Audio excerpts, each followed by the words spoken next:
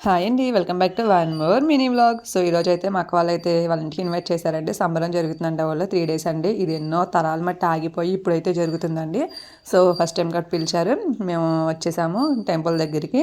So, ఇక్కడైతే కనుక లైన్‌లో నించున్నాము. మా తర్వాత అయితే మా బావగారు, మా వారు అయితే వచ్చారు. సో, ఇక్కడ సంబరం ఏంటంటే 3 రోజులండి. సంబరం చేసుకున్న ఊర్లో నుంచి బయటకి వెళ్ళకూడదు. బయట ఉన్న వాళ్ళు కూడా సంబరం చేసుకున్న ఊర్లోకి అయితే రాకూడదని 3 డేస్ అయితే కట్టుబాటు అంట అది.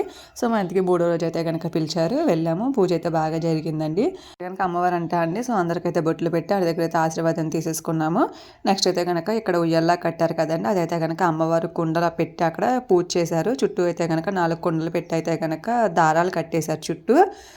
దగ్గర అయితే కనుక జాకెట్ మొక్కలు పసుపు కుంకాలు అక్షంతలు అన్నీ వేశారండి. బాగా జరిగింది.